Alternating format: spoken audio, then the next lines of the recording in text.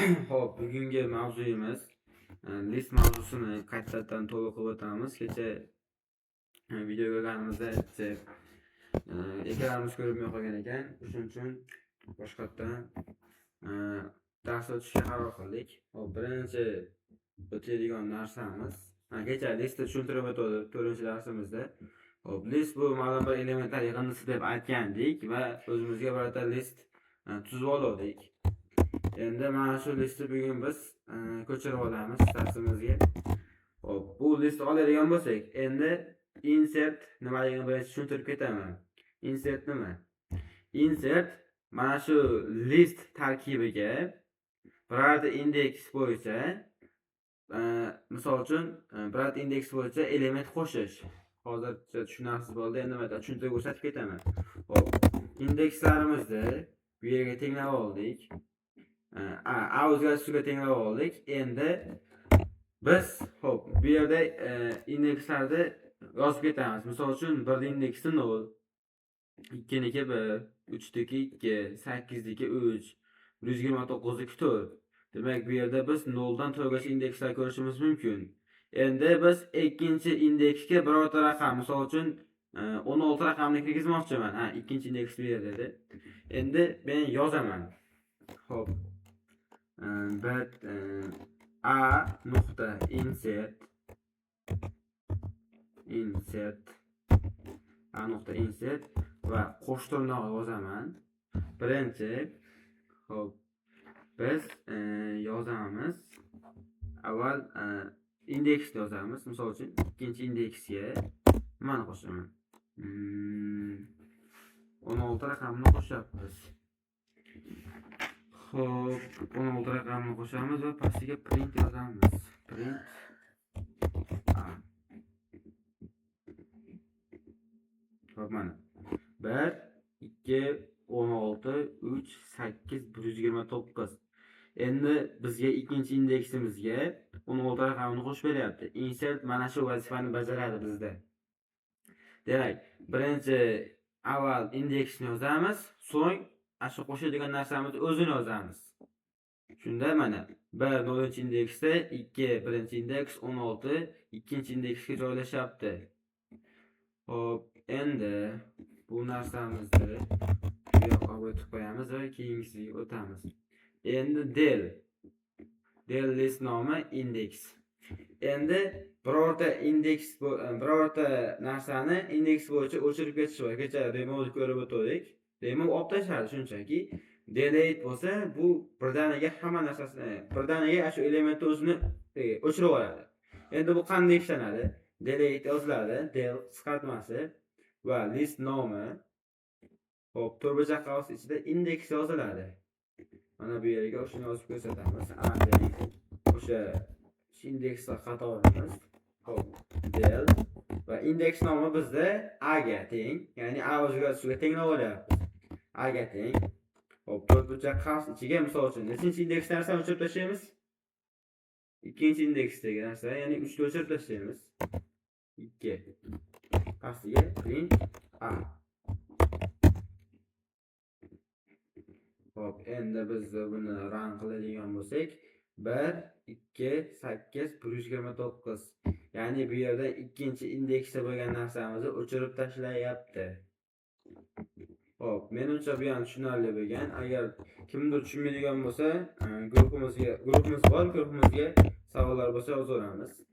Endi biz kecha o'tganmiz append, yana bugun ham o'tib ketamiz. Append bu listga shunchaki birorta element qo'shish. Mana shu listimiz. Xo'p, listimizga a.append birorta raqamni qo'shamiz. 123. 123 qo'shdik va print A. Print A. Endi buni run qiladigan bo'lsak, o'sha 1, 2, 3, 8, 129 va 123. Endi bu insert bilan appendda asosiy farqini aytadigan bo'lsak, insert indeksi bo'yicha qo'shadi, append bo'lsa har doim oxiriga qo'shadi. Mana ko'rishimiz mumkin. bu 120 ham o'sha listning oxiriga qo'shyapti. Bizda insert bo'ladigan bo'lsa, aytilgan indeks bo'yicha qo'shyapti. Menimcha tushunarli bo'ldi. Mana ko'rsatib ketaman. Insertimiz bo'yicha aytilgan indeks bo'yicha mana qo'shyapti. Ikkinchi indeksni qo'sh degandik. Bu yerda mana ikkinchi indeksni 16 ni qo'shib beryapti. Eslatib o'taman, indekslar har doim 0 bilan boshlanadi. 1 0, 2 1, 16 ikkinchi indeksda turibdi. Xo'p, menimcha bunimiz ham tushunarli bo'ldi. Endi keyingisiga o'tamiz. Xo'p. Bu yerda remove, ya'ni delete ni boshqacha varianti. Yana farqini tushuntirib o'tib ketaman hozir. Yana o'sha listimizni yozib olamiz. Xo'p, endi bu yerga remove ni kiritamiz. Remove. Endi bu yerda adashib qolmasligimiz kerak. Har doim a ni birorta indeksi bilan yoziladi. Agar delete tomon eng asosiy farqi remove ichiga birorta element o'zini kiritgan bo'ladi. Misol uchun a dan 129 olib tashlamoqchi bo'lsak, bu yerga shunchaki 129 yozadigan bo'lsak ham 129 ni shunchaki olib tashlaydi. Tushuntira olgan bo'lsam, tushuntira oldim deb o'ylayman. Misol uchun biz delete ga har doim indeksini kirityapti turdik. Misol uchun 3 ta olib tashlamoqchi bo'lsak, ikkinchi indeksda turibdimiz, demak faqat indeksini kirityapti turdik. Endi biz bu yerga o'sha elementni o'zini yozishimiz mumkin. Element ham olsak bo'ladi. Bu yerda faqat a elementi bilan a mayli. A ni to'rtinchi harfini yozishimiz kerak. Misol uchun 4-indeks 8 olib tashlamoqchi bo'lsam, a remove 4 qilsam 8 olib tashlaydi. Print a. Run qiladigan bo'lsak, mana bu yerdan 4-indeksimizda 129 edi. Biroz adashmovchilik bo'ldi. 129 olib tashlayapti. Endi a ni 4-indeksi emas, 129 o'zini yozadigan bo'lsak ham o'sha 129 sonini olib tashlaydi. Mana olib tashlaydi bu yerda. Shunaqa narsa. Remove bilan delete asosiy farqi shunaqa. Xo'p, menimcha bu ham tushunarli bo'ldi. Demak, keyingisiga o'tamiz. Xo'p, endi elementlarni sug'urib olish haqida gaplashamiz. Elementlarni sug'urib olish nima? Elementlarni sug'urib olishda biz .pop buyrug'idan foydalanamiz. Bu yerda yozib o'tganimizdek, ba'zida biror elementni butunlay o'chirib tashlash emas, balki uni ro'yxatdan sug'urib olish foydaliroq bo'ladi. Foydalanish talab qilinadi. Buning uchun Pythonda .pop metodidan foydalanamiz. .pop metodi qanday ishlatiladi? Endi bu yerga har doimgidek o'sha listimizni yozib olamiz. Listimizni yozganimizdan keyin a.pop va misol uchun nechinchi indeksdan narsani olib tashlaymiz? 3-indeks deylik. Print qiladigan bo'lsak,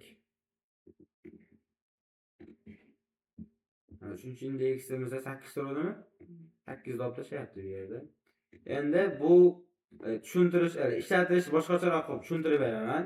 Misol uchun bozorlik degan o'zgarishni ochamiz. Bozorlik degan o'zgarishni ochamiz va uning ichiga bozorlikdagi kerak bo'lgan narsalar, soda kirishimiz mumkin. Yana mevalar, misol uchun mevalar va sabzavotlar qo'shtirnoq qilamiz va oxirgisiga aytib o'tganimdek hech qachon qo'shtirnoq qo'yilmaydi. Har darsda aytib o'taman buni. Endi bozorlik ro'yxatimizdan birorta narsani sug'urib olamiz. Bozorlikdan sug'urib olyapman. Bozorlik.pop indeksini yozamiz. Mevani, misol uchun mevalarni olib oldiga, mevalarni endi ro'yxatdan chiqarib olmoqchimiz. Bu yerda ikkinchi indeksdagi mevalarni chiqarib olamiz, chunki mevalarni olib olganmiz. Endi pastga yozamiz print. Hop, olinmagan mahsulotlar.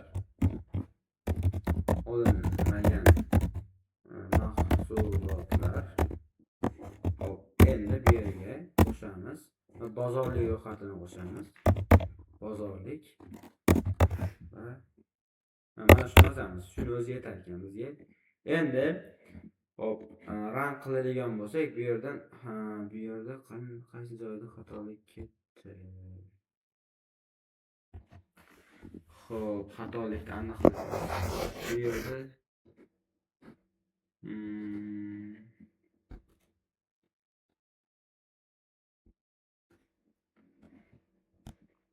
xo'p, 3-indeksdan olib tashladik mahsul. Demak, bu yerda biz birorta o'zgaruvchiga tenglab olishimiz kerak-da. Esdan chiqdi. Mahsulot degan o'zgaruvchiga tenglasak va bu yerga bozorlikni o'rniga mahsulotni yozsak. Mahsulotni yozadigan bo'lsak, shunda menimcha to'g'ri bo'ladi. Olingan mahsulotlar, olinmagan emas, olingan mahsulotlar. Bu yerga bitta plius qo'yib, o'rta joy tashlab ketamiz. Olingan mahsulotlar bo'lsa, olingan mahsulotlar bu yerda mevalar. Endi bu yerda tushunarsiz joy bo'lishi mumkin. Mana biz boshidan tushuntirib beraman. Bozorlik degan ro'yxat tuzib oldik o'zimizga. Uning ichiga elementlarni kiritdik. Bu yerda 4 ta elementimiz bor. Endi biz olgan mahsulotlarimizni mahsulot degan o'zgaruvchiga tenglab olmoqchimiz. Demak, bu yerdan mahsulot degan o'zgaruvchimizga bozorlikdagi ikkinchi indeks, misol uchun mevalarni olgan bo'lsak, biz mevalar ikkinchi indeksda turganini bilamiz va popdan ikkinchi indeksni ajratib olamiz. Ikkinchi indeksni ajratib olgandan keyin buni mahsulot degan o'zgaruvchiga tenglasak, bizda mahsulot degan o'zgaruvchimizga shu olingan narsalar teng bo'ladi. Shunda biz print olingan mahsulotlarga mahsulot qo'shadigan bo'lsak, o'zimiz olgan mahsulotlarni ro'yxatga shakllantirib olamiz o'zimiz uchun. Mana olingan mahsulotlar bu mevalar. Bu yerga ikkita nuqta qo'yadigan bo'lsak, tushunarliroq bo'ladi. Endi biz yana mahsulot oladigan bo'lsak, biz bozorlik davomida yana sodani ham olib oldik.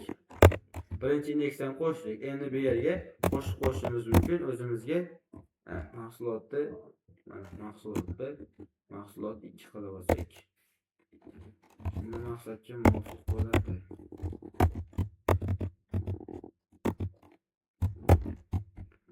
Mahsulot 2. Shunda bizga hosil bo'ladi olingan mahsulotlar. O'rtasiga joy tashlashimiz kerak. Hop. Soddaroq, ya'ni sodda qilib tushuntiryapman. Mana olingan mahsulotlar, mevalar va soda. Hop. Endi keyingi narsamiz qolmoqda. Bugungi o'tadigan mavzuyimiz menimcha tushunarli bo'ldi degan umiddaman. Agar kimdir birorta joyga tushunmaydigan bo'lsa, bemalol guruhda yozishi mumkin. Hammasiga javob berib o'tib ketamiz.